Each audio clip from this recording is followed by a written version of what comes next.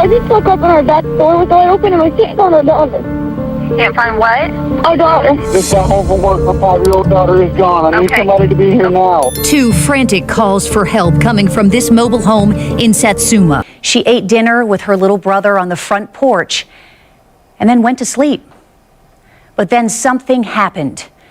This child was last seen last night at her residence at approximately 10 p.m. and the rear door of the residence was found to be open. A distraught father's Get here, my baby's gone. I just got home from work. My 5-year-old daughter is gone. I need somebody to be here now. And that's all I know. She was there when I went to sleep. And when I woke up, she was gone. a small community on edge. This was the last time Ronald Cummings saw his daughter, Haley, a little girl whose disappearance would shake an entire community. The rear door to their mobile home was found wide open, and the search that followed, by helicopter, by law enforcement, and by volunteers, would last for months. But despite the countless hours spent searching, Haley was never found. It's hard to imagine someone could disappear into thin air like this. But what's even harder to understand is how a child could be taken, and no one knows what really happened. Today, we're going to delve into a story that will change how you think about justice, a story about how the system can fail those who need it most. This is a story about secrets that would remain hidden for 16 years, and why. We just don't believe that the child is here. Sometimes silence becomes the loudest admission of guilt, but it begins long before Haley went missing. It begins with a meeting in 2001 in Florida. 23-year-old Ronald Cummings met 14-year-old Crystal Sheffield, an adult man starting a relationship with a young girl. Something that should have raised alarms, but instead, it set off a chain of events that would end in disaster. Crystal, a child herself, dropped out of school, moved in with Ronald, an unhealthy dynamic that would lay the foundation for everything that followed. 2 years later, in 2003, Crystal gave birth to a daughter. But even this child's birth was overshadowed by grim predictions. Hundreds of tips grew into thousands. But 10 years later, this child is still missing, and no one has ever been charged in her disappearance. How do you get somebody to be so evil as to not tell you where a child is? Doctors diagnosed a newborn with Turner syndrome, a rare genetic condition. The predictions were bleak. The baby might not survive birth, would likely face physical deformities, and would be unable to have children. But little Holly and Marie Cummings defied the odds. She was born healthier than expected, becoming the miracle child in her family's eyes, a symbol of hope, light, and innocence. But this miracle period would be short-lived. Within just a year and a half, Crystal had another child, a son named Ronald Jr., but motherhood at such a young age proved too much for Crystal. She was still a child herself, unable to care for her own children. It was during this period that something sinister crept into their lives. Both Ronald and Crystal began using drugs, and that would change everything. While little Haley struggled with her condition, the chaos around her worsened. Despite the chaos surrounding her, little Haley remained a shining light in her family. She was full of energy, and her family lovingly called her Hallibug for her endless curiosity and zest for life. Her favorite pastime? Listening to gospel music, which she fondly referred to as God music. At her grandma's house, she had her own CD player, and every visit started with a simple question: "Nana, can I listen to my God music?"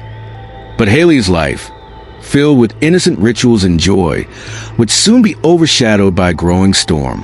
In 2005, Child Services intervened.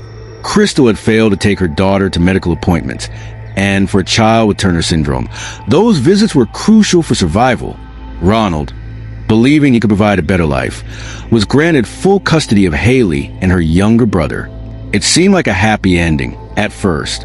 He had a stable job as a crane operator, and Haley had regular medical checkups. The story should have ended here. But the system designed to protect children made a fatal mistake. No one questioned why a grown man consistently chose underage girls as his partners. And then came Misty Crossland. Ronald met her at a bus stop in August of 2008. She was 17, troubled, and emotionally detached. Misty had a history of running away from home, and she soon moved in with Ronald. She became the children's babysitter, and what followed was disturbing. Misty's troubling behavior became more evident. She was missing for days, leaving the children behind, returning in a drug-induced stupor. It was February 9th, 2009, a seemingly normal night. Ronald was at work, and Misty was supposed to be watching the children, but something went terribly wrong. At 3 a.m., Misty woke up needing to use a bathroom, but instead of using the bathroom just down the hall, she walked through the entire house, and that's when she saw something that would haunt her forever. The back door was wide open, propped with cinder block. The door, locked just hours earlier, now stood ajar. Misty didn't call the police. She didn't wake anyone. Instead, she went back to check on the children. And when she entered the room, the place where Haley should have been was empty. What do you think happened that night? Who do you think is responsible? Do you believe Misty knows more than she's saying? At 3:27 a.m., Misty finally made a phone call, but it wasn't to the police. No, it was to Ronald. Her voice was shaky, but her words were chilling. "Ronald, she's gone. The back door is open." Ronald's response was immediate, but it was far from calm. His voice cracked with raw emotion, desperation consuming him as he screamed into phone. "If I find whoever has my daughter before you do, I'll kill them. I don't care. You can put me in prison for the rest of my life. Just bring her back." This was a father on the edge, a father in the throes of despair, who had just discovered that his beloved 5-year-old daughter had vanished into thin air. But Misty, on the other hand, remained eerily calm. As the hours stretched on, her inconsistencies began to mount, and the cracks in her story started to widen. Misty claimed she searched the house for 27 minutes after discovering that Haley was missing. But here's the thing. Experts pointed out that the entire mobile home could have been searched in a matter of minutes. 27 minutes. Enough time for someone to hide evidence, to plan their next move, or even to consult with an accomplice. And yet, Misty didn't call the police during this time. No, instead, she waited for over half an hour before she finally made that call. Not to the police, but to Ronald. Why? Why wait so long? A child was missing. The back door was wide open, and the atmosphere was thick with danger. Any responsible adult would have immediately called for help, but Misty didn't. She chose silence, and silence, it speaks volumes. But with growing intensity, Misty's story didn't just have one inconsistency. It had several. At first, she claimed she put the children to bed at 8 p.m., but that time shifted to 10:30 p.m. as she recounted the details later. Which one was it? And why did she keep changing her story? Misty also insisted that Haley had been sleeping in the same bed with her that night. But later, the story changed again. Now, Haley was said to be sleeping on a separate mattress just a few feet away. Why the inconsistencies? Could it be that Misty was hiding something? Something she didn't want to reveal? At 3 a.m., Misty claimed she woke up to use the bathroom. But the most curious part of this story, the bathroom she needed was just down the hall, yet she walked across the entire house to the guest bathroom at the opposite end. Why? Was it to avoid being heard? To create a delay? Or something darker? As she walked through the house, Misty noticed something that should have alarmed her immediately. The back door, the same door that had been locked just hours earlier, was wide open, propped open by a cinder block. A normal person, a responsible caregiver, would have panicked. They would have immediately called the police. But Misty didn't. Instead, she went back to check on the children, finding 3-year-old Ronald Jr. peacefully asleep in his bed. But where was Haley? Haley's mattress was empty. Gone. Just like that. How could someone leave a child alone in the dark, in a house with an open door, and not immediately seek help? It's a question that will haunt us, as the mystery of that night only deepens. Now, when Misty finally did contact Ronald, she claimed she searched the house for Haley for 27 minutes. But this was impossible. Investigators knew that the entire home could have been checked in a matter of minutes. Why would she take so long? Misty didn't call 911 right away. No, she waited until 3:37 a.m., more than half an hour after realizing Haley was missing.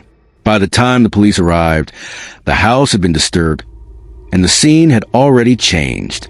Too much time had passed, and too many unanswered questions remained. Misty's testimony was a tangled web of contradictions, with every new detail contradicting the last. But perhaps the most revealing was Misty's behavior when she spoke to investigators. Her emotions were flat, almost as if she was disconnected from the gravity of the situation. Misty agreed to take a polygraph test, a decision that either showed confidence in her innocence or a lack of understanding about the seriousness of her situation. The results were devastating. 95 to 99% deception on key questions. Do you know what happened to Haley? Are you hiding information about Haley's disappearance? Misty failed the test 3 times, and her answers didn't improve when subjected to a voice stress analyzer. The test results were crystal clear. Misty knew more than she was letting on, and yet she refused to speak the truth. In March 2009, just 1 month after Haley's disappearance, Misty and Ronald did something shocking, something that would forever change the course of this investigation. But why did they do it? And what does it say about the truth they're hiding? Stay tuned for the next part of this unsettling story. Do you think Misty's polygraph results are enough to prove guilt? What's your theory about what happened that night? Leave your thoughts in the comments. Just 1 month after Haley's disappearance, something shocking happened. Despite the ongoing investigation, despite the overwhelming suspicion surrounding Misty, Ronald Cummings and Misty Crossland got married. On March 12, 2009, exactly 1 month after Haley vanished, they walked down the aisle. Their marriage, however, wasn't just about love. It was about secrecy. Why would they marry just weeks after the disappearance of a child, while the investigation was still ongoing? Was it love, or was it a legal strategy? Under U.S. law, a married couple cannot be forced to testify against each other in court. By marrying Misty, Ronald ensured that she would never have to testify against him, protecting her from prosecution, and more importantly, protecting whatever secrets she held about that night. This marriage was no fairy tale. It was a calculated move to protect themselves. It was a shield against a truth that Misty knew, but was refusing to speak. And then, the world watched as Ronald's decision to marry Misty became the most controversial moment in the case. Investigators knew that this marriage wasn't just a celebration of love. It was the last piece of the puzzle that locked the truth away forever. The media was relentless. Journalists crowded the courthouse, bombarding the newlyweds with questions, many of which went unanswered. The couple's behavior was bizarre, almost as if they were trying to convince the world that everything was normal, that nothing was amiss. One reporter asked Ronald why he was rushing to marry Misty, given the circumstances of Haley's disappearance. His response? This is what Haley would have wanted. How could this possibly be what Haley would have wanted? A missing child, a marriage surrounded by suspicion and unanswered questions. It was as though Ronald was living in a different reality, a reality where his daughter's disappearance didn't matter, or where it was overshadowed by his need to protect Misty. As the investigation continued, Misty's story kept changing. Each new detail added more confusion and more contradictions. It was as though she was desperately trying to fill in the blanks, but every attempt only raised more red flags. Just weeks after the disappearance, Misty suddenly remembered that there were 2 visitors at the house that night. Tommy Crossland, her brother, and Joe Overeat, her cousin from Tennessee. Her memory, it seemed, was selective. First, she said it was just her and the children in the house. Now, she claimed 2 strangers were there, too. Why hadn't she mentioned them before? Was this a genuine lapse in memory, or was she fabricating a story to cover up something far darker? Now, Misty's new version of the night was something straight out of a thriller, a dramatic tale involving her cousin Joe and a black garbage bag. According to Misty, Joe had come to the house looking for a gun. When he couldn't find it, he kidnapped Haley, stuffed her into the bag, and threw her into the St. Johns River, where alligators devoured her. Sounds like a scene from a crime novel, doesn't it? But there was one glaring issue. Joe had an ironclad alibi. Police found his car at a checkpoint that night, miles away from the Cummings home. Joe couldn't have been there. And yet, Misty's story remained the same. After months of deception, Misty was subjected to a polygraph test. The results? They were damning. 95 to 99% probability of deception on all the critical questions. 3 failed tests. 3 different machines. And yet, Misty remained steadfast in her silence. She would not speak. She would not reveal the truth about what happened to Haley Cummings. The story doesn't end here. The twists and turns continue, and the truth, if it exists, remains buried in a world of lies and manipulation. But one thing is clear. Someone knows what happened that night, and they're willing to let a child's memory fade away. Just keep the truth locked away. Stay with us. The truth might be closer than we think. Do you believe Misty's story? Or is there more to the truth that's being hidden? Who do you think is ultimately responsible for Haley's disappearance? Months went by. Investigators had all but exhausted their options. Misty Crossland's lies have been exposed, but the truth remained elusive, and yet no one spoke. Ronald Cummings, the man who should have been devastated by the disappearance of his daughter, seemed to shift his focus. His marriage to Misty continued despite the pressure mounting from every side. But the question remained, why protect someone who was suspected of being involved in Haley's disappearance? The most disturbing part of this case is the ongoing silence. The refusal of both Ronald and Misty to reveal the truth. Could it be that they both knew what happened that night, but were too afraid to tell? Or did they both play a role in something far darker than anyone could have imagined? By the summer of 2010, the investigation seemed to be at a standstill. Misty and Ronald were still married, still hiding secrets, still protecting each other at the cost of a little girl's life. Their actions spoke louder than any words they could say. And what's even more terrifying is that their silence, their unwillingness to break, became part of the case itself. Were they protecting themselves, or was there something else they were shielding from the world? In January 2010, in an unexpected twist, Misty, Ronald, and several others were arrested, not for the disappearance of Haley, but for their involvement in a drug operation. They were arrested for selling painkillers oxycodone and hydrocodone, drugs that had been flowing freely in their community. This arrest was a stark reminder that the Cummings family was deeply entrenched in a world of addiction and destruction. But the arrest didn't solve the case. It simply shifted the focus, turning attention away from the missing child. As the years passed, the case of Haley Cummings slipped from headlines. The search for her had dwindled. No new leads, no new suspects. But the truth was still out there, buried beneath a mountain of lies and contradictions. But even now, in 2025, the truth has not come to light, and we are left wondering, what happened to 5-year-old Haley Cummings? Today, Haley would be 22 years old. She could have been living her life, completing her education, perhaps starting a family of her own. But instead, her memory is now a ghost, a little girl whose story is locked away in silence. After spending years in prison for their involvement in a drug operation, Misty Crossland was sentenced to 25 years. Ronald Cummings received a 15-year sentence for his part in illegal activities. Yet, the most disturbing truth remains. Neither Misty nor Ronald has ever revealed what happened to Haley. Why did Misty choose silence? Was it because the truth was too dangerous to tell? Or was there a deeper, darker secret she was protecting? We may never know.